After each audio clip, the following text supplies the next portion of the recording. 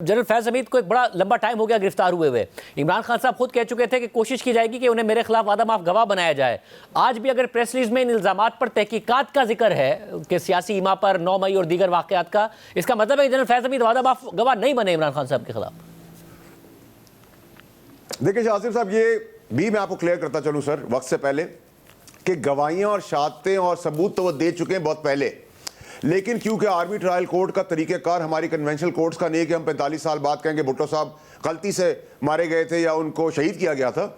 इनके वहाँ सारे शवाहिद को ठोक बजा के जांच के फिर चार्ज फ्रेम किया जाता है। तो charges frame does not mean कि there is a start, it already ended. यहां तक की सजाएं मुतय्यन हो चुकी हैं, आगे की सजाओं के ऊपर जो गुनाह किए हुए उसके ऊपर होगा और इसमें कोई दो राय होनी नहीं चाहिए। और जिस तबाही से मैं रोक रहा था उस तबाही पे जा चुके हैं और इसीलिए मैं आपको कह रहा था कि वो डॉट्स कनेक्ट करें कि जब बेगम साहब और उनके हवारी और गंडापुर जैसे कॉम्प्रोमाइज लोग इमरान खान साहब की जान का सौदा करना चाहते थे तो इसलिए करना चाहते थे कि जब उनकी बारी आएगी तो खुदा ना खास्ता वो ना हो दुनिया में तो इनकी बचत हो जाए। और आपने देखा कि हमाद अजहर जैसे भगौड़े और मुराद सईद जैसे भगौड़े अभी भी भागे हुए बगैर बाकी भगौड़ों के साथ साथ जो मुल्क से बाहर हैं, वो क्यों हैं? क्या उन्होंने ऐसा किया है? तोते की जान क्यों बंद है? और अरशद शरीफ का केस ना भूले, वो भी खुलने वाला है, उसमें बहुत बड़े नाम आने वाले हैं। आप जो गंडापुर साहब पर और बुशरा बीबी का कह रहे हैं वो तो कि वो जान के पीछे, वो तो जान पर खेल कर आए थे, दीगर रहनुमा नहीं पहुंचे, वो तो बाकायदा तौर पर अपनी जान पर खेल कर डी चौक के करीब पहुंच गए थे। शाजिद साहब डी चौक पे तो वो नहीं पहुंचे, वो गरीबों को फंसा के वहां से निकल गए और फिर मौक्कल और जिन्होंने जो कहानियां बताई कि वो उनको घसीट लिया, गजदोकोप कर लिया गंडापुर साहब ने, और उसके बाद आप ही के कैमरों ने बताया कि वो टहल की गाड़ी में जा रही हैं, फिर टायर पंचर की कहानी झूठी पड़ गई, फिर केमिकल्स फेंक दिए गए उनकी गाड़ी के ऊपर। तो बेगम साहिबा से मेरी गुजारिश है कि वो मौक्कल और जिन बुला के फैज हमीद को भी छुड़ा लें और इमरान खान साहब की जान छुड़ा लें। लेकिन इमरान साहब को सियासी कब्रिस्तान के अंदर दफन करने की जो तैयारी थी वहां पहुंच गए। अब उनकी बेगम को सुख का सांस नहीं लेना चाहिए क्योंकि फंदा उनकी तरफ भी आएगा। मतलब बुशरा बीबी का 9 मई के वाकयात से या जनरल फैज हमीद से क्या ताल्लुक हो सकता है? अभी तक तो इमरान खान साहब का ताल्लुक नहीं साबित हुआ, बुशरा बीबी के ताल्लुक तक जा रहे हैं। It's a team effort.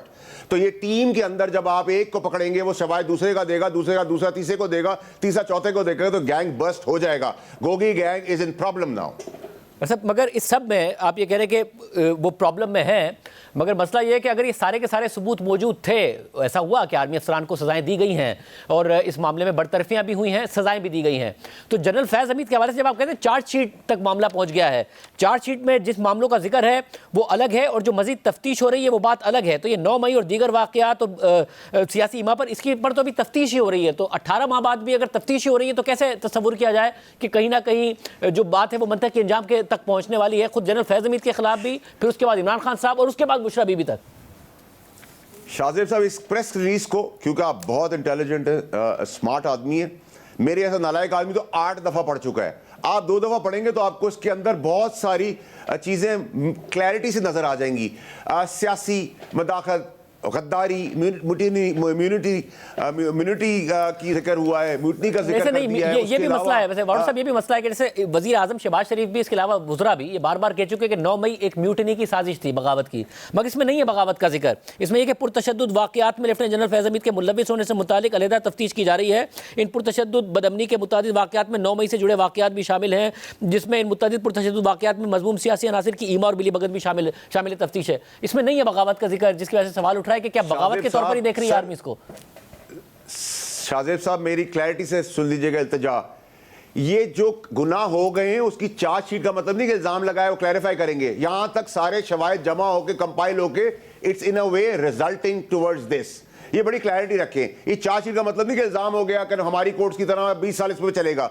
ये इल्जामात तो तय हो चुके हैं, अब जो मजीद है गुनाह उनके ऊपर तयन होना है, वो भी कंपाइल होकर आ जाएगा। तो फैज हमीद साहब का कोर्ट मार्शल भी होगा और सजा भी होगी, और सजा गद्दारी से लेकर मुल्क को नुकसान पहुंचाने से लेके सारी चीजों की होगी। और अगर उनको सजा होगी तो उनके बताए हुए शवाहिद और गवाहियों के ऊपर इमरान खान साहब जो उनको भरपूर तौर पे इस्तेमाल करते रहे, उनको चीफ बनाने की साजिश करते रहे, मरने मारने की धरनों की सियासत करते रहे, और अभी भी 14 की नाफरमानी की कॉल सिर्फ इस वजह से दी कि उनको लग रहा था 14 के बाद आएगा ये रिजल्ट और प्रेशर डाला जाएगा, लेकिन वो 4 और 14 के बीच में फंस गए और गलत miss reporting, miss representation, miss communication, miss fire कर गए। 14 की कॉल उन्होंने गलत दे दी। सो इवेंचुअली वो गुब्बारे से हवा भी निकल गई, ये भी फ्लॉप हो गया। और अब गंडापुर अगर पुरतशद्दुद वाकयात के तहत आएंगे तो ये फिर रियासती फाइनल कॉल होगी, इसमें भी बड़ी क्लैरिटी रखे। मगर मुझे बताइए, क्योंकि जनरल फैज हमीद का जो वर्जन है वो तो जाहिर है अब क्योंकि एक सीक्रेट ट्रायल है उसमें कुछ सामने नहीं आ रहा है, जनरल फैज हमीद अपने मौकफ पर खड़े हैं, अपनी बात पर खड़े हैं, अपना दिफा कर रहे हैं, या उन्होंने कुछ कंसीड किया है या कुछ बताया है? क्योंकि प्रेस इस किस्म का कोई जिक्र नहीं करती है, आप इन्फॉर्म्ड हैं, अंदर की इंफॉर्मेशन रखते हैं, आप बताइए। दिफा तो देखें जी, कोशिश दिफा के बाद जब इल्जामात के शवाहिद सामने आए तो ही ये चार्जशीट बनी है सर। तो दिफा तो करने का सबको हक है और दिफा का चांस हर कोर्ट देती है इंक्लूडिंग मिलिट्री कोर्ट।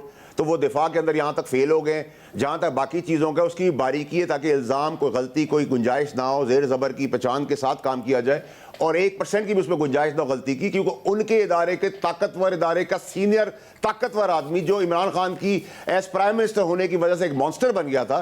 तो इसके अंदर कोई मिलिट्री कोर्ट का आज तक कोई 70 साल की हिस्ट्री के अंदर ऐसा नहीं है कि उन्होंने कोई गलत फैसला कर दिया हो। मैं बड़ा क्लियर हूं और सजा भी कोर्ट मार्शल के बाद बहुत सख्त होगी, और जब उनको होगी तो ये अंडरस्टूड है जिन्होंने उनको इस्तेमाल किया है, यानी कि बानी तहरीके इंसाफ और पीटीआई और दीगर, उनके ऊपर भी वही सख्ती होगी। और मैं सरप्राइज नहीं होऊंगा अगर मिलिट्री कोर्ट में ये ट्रायल हो गया तो मेरे लिए नॉर्मल चीज होगी, और अगर इसमें वक्त जरूरत कोई कबात आई बीच में तो लॉ बना दिया जाएगा। तो everybody is prepared for it. ये पहली दफा 70 साल की हिस्ट्री के अंदर एक काम होने जा रहा है जो पाकिस्तान के लिए एक खुशाइन चीज है। जनरल फैज हमीद जिस तरीके से ऑपरेट करते थे, जरा अगर लॉ बाद में बनाया जाएगा फिर अदालतों में चैलेंज होगा, उसके अपने मसाइल होंगे, बट जनरल फैज हमीद जिस तरह ऑपरेट करते थे, आपको लगता है इमरान खान उन्हें इस्तेमाल कर रहे थे अपने मकासद के लिए? वो खुद तहरीक इंसाफ को इस्तेमाल कर रहे थे, तो बजाय इसके कि इमरान खान साहब के खिलाफ कोई सबूत मिले, यह सबूत मिले कि जनरल फैज हमीद खुद एक पूरा पैरेलल नेटवर्क ऑपरेट कर रहे थे। देखिए, इमरान खान साहब कोई इवेंचुअली बेनिफिट था तो नेचुरली इस्तेमाल वो इनका कर रहे थे क्योंकि ये ताकतवर हल्के में थे, ताकतवर इंफॉर्मेशन रखते थे, ताकतवर व्हीलिंग डीलिंग करते थे, ताकतवर मशीनरी इनके पास थी। इमरान खान साहब वजीर आजम थे तो अपने इक़्तिदार में आने के लिए, प्रेसिडेंशियल फॉर्म ऑफ गवर्नमेंट लाने के लिए इसीलिए चीफ इनको बनाया जा रहा था। मेरे वालिद साहब को तो नहीं बना रहे थे। मैं इक़्तिदार से जाने के बाद की बात कर रहा हूं, क्योंकि 9 मई के वाकयात इन दोनों के जाने के बाद के हैं। ये भी अपनी नौकरी से जा चुके थे, इमरान खान साहब वजीर आजम नहीं रहे थे, तो ये क्या हो रहा है? आपको क्लैरिटी कर दूं सर, सारी शुरुआत जो है वो तहरीक इंसाफ ने की, लेकिन घर का रास्ता तो फैज हमीद साहब ने बताया, तो साइमल्टेनियस यूज तो दोनों ने अपने बेनिफिट के लिए किया, लेकिन अल्टीमेट इसका जो बेनिफिट था वो इमरान खान साहब को ज्यादा होना था, इनको आर्मी चीफ बनना था, और इवेंचुअली वो फ्लॉप हो गया। और फिर फायरिंग का मुद्दा भी आया, इमरान खान साहब की फायरिंग के अंदर भी अभी केस है जो उन पर फायरिंग की गई, उसके बारे में मैं आपको इंडिकेशन बहुत पहले से दे चुका हूं। शरशद शरीफ के केस को आप माइनस ना करें, उसमें भी बहुत ताने बाने मिलने हैं और बहुत कुछ होना है। तो ये तो लंबा चैप्टर क्लोज हो गया है। अब आ गई तशद्दुद की सियासत। इसके साथ साथ सारी पॉलिटिकल एलीट्स, मेरे और आपके समेत, भी बता दिया गया है कि जो बारीकी से फौज के ऊपर, उसकी तनसीबात के ऊपर उसमें इल्जामात लगाते हैं, उनको भी एक मैसेज दे दिया गया है कि अब ये बर्दाश्त नहीं होगा। अगर हम अपने बंदे का एहतसाब कर सकते तो फिर हम किसी का भी एहतसाब कर सकते हैं और करेंगे।